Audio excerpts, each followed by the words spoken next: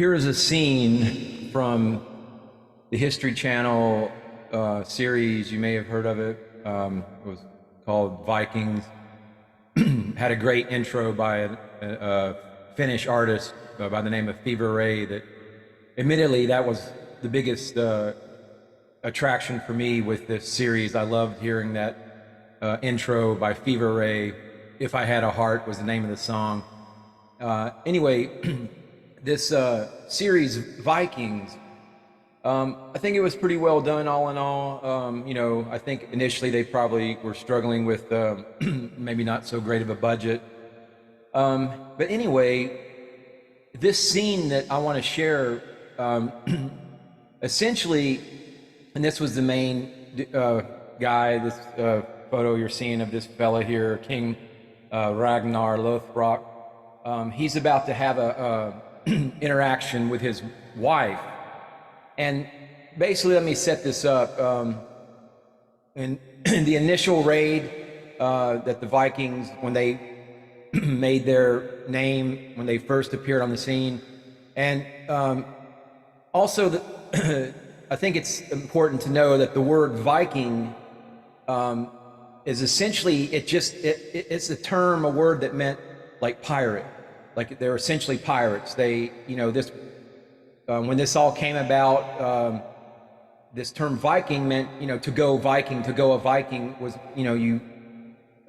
they left their lands to basically go, rob and pillage. But, part of that was because of the farmland, the scarcity of farmland in all those, areas of like Norway, Sweden, Denmark, Finland, and all that.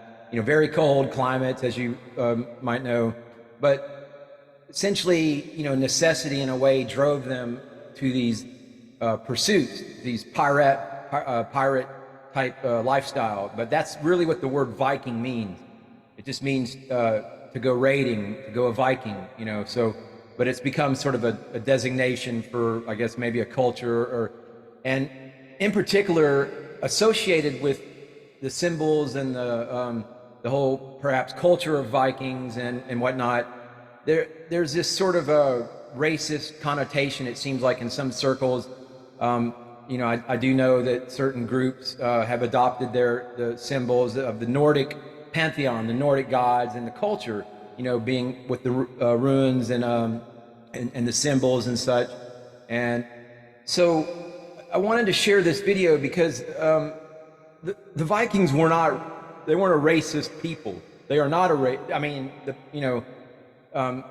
but anyway, I'll get into a little bit more of that later. I want to share this scene first, but essentially on the first known exploits, raids, what have you, of the Vikings was Lindisfarne, a monastery in, I believe it was in Scotland, but Lindisfarne, and it gave rise, it was a brutal raid. It was totally, they came out of nowhere because, these, at that point, England, Scotland, and Europe, they had no knowledge of these people except for perhaps, tales and rumors and myths and such. I don't know, but this raid at Lindisfarne was the first, of its kind. It had never happened in history before. And it was a brutal raid. The Vikings essentially found a monastery. It was full of priests and whatnot, and full of treasure and gold and all that. But on the first raid, which Ragnar Lothbrok, along with Floki was the builder of the boat, and Ragnar had some assistance from the gods, I believe, with a way for navigation. And anyway, so this scene essentially, in my estimation, sums up the entire 6 seasons of Vikings. There's really, this scene to me encapsulates the true spirit of adventure, of exploration, which the Vikings really were all about. They, Ragnar, and in particular. So anyway, in the first raid at Lindisfarne, and by the way, that gave rise to the phrase, God save us from the fury of the Northmen, in Furor Normanum, something to that effect. But in that raid, and according to this story, the treatment that the History Channel did for Vikings, Ragnar took a priest named Athelstan, something like that, with him, and Ragnar, as pretty much all of these guys were, and women too. The women fought along with them, the shield maidens, but they were very smart people, very not clouded by anything to do with racism or any of that. The only thing perhaps that you'll see, and that's the point of this video and the story overall, where a lot of the tension happens between King Ragnar Lothbrok and his people, is that Ragnar, was very open-minded. Even though he had interactions with the gods and Odin and all that, and he saw Odin and interacted, and he had visions of all that, he saw value in this priest that he took. And in fact, he gave up his share of the plunder from that raid to take Athelstan as his slave, because he saw him as value for knowledge, as Vasamazulu Baba Credo Mutwa, how he pronounced it, knowledge. So anyway, this scene involves Ragnar and his wife, and she, comes in, and there's this confrontation. And I think this scene sums up everything that, there is to, in my opinion, the spirit of this series. I think it ran for 6 seasons, but essentially there's all this animosity among his people, because they despise this priest, this Christian, and especially since Ragnar released him, he freed him, made him a free man, and he was Ragnar's main counsel. And Ragnar professed, and he loved Athelstan, So anyway, Floki, who was of the old guard, and which his wife, they're all about, their gods, and they despise the Christians and can't believe that Ragnar has this priest in his confidants, and he treats him so well, and Athelstan actually has privileged status. No one can touch him or mess with him because of King Ragnar Lothbrok. So this scene involves Ragnar confronting his wife at the time, and I'm going to play the scene, and then I'll kind of pick up with what's going on. But it's a very important scene, I do believe. So hopefully the sound will come through on this.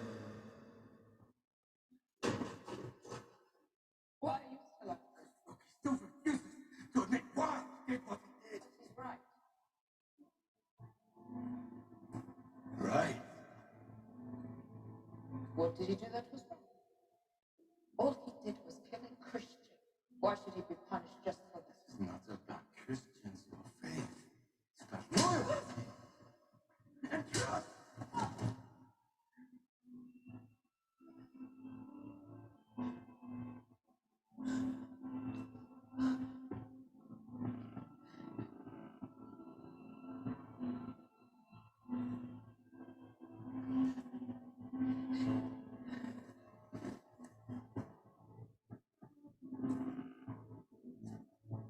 Something you can't understand. So Ragnar says to her, this is not about faith. It wasn't about the fact that Athelstan was a Christian. It was the fact, as Ragnar stated, about loyalty and trust. And he tells his wife something you won't understand, because she actually cheated on him with Odin. But anyway, that's another part. You can go watch the series if you're interested in all that drama, But that's the whole point. Athelstan was beloved of everybody that he came in contact with, because Athelstan was a true believer. He embodied Christ. He embodied all of the virtues of what it meant to be a Christian. And he was trustworthy. He was truthful. He was open-minded, because he even accepted Odin and spoke highly of that. Although Athelstan did have another revelation with a beam of light, a shaft of light that came, and just God reclaimed his total soul, the true God, source, not the Vatican Christian, Yadalbaoth, Yahweh, the reptilian God. But there is, and that's how Athelstan and the true believers in that were above the organized religion and all the politics of the Vatican, they were able to have the gnosis of God, of the truth, of the light. And so that's why Ragnar loved Athelstan, and everybody, even the English king of Wessex and Mercia and all that, Northumbria, they all wanted Athelstan near them, because Athelstan was very knowledgeable, he was educated, he was wise, and he was above all a man of his word. His ego was not his ego was of God.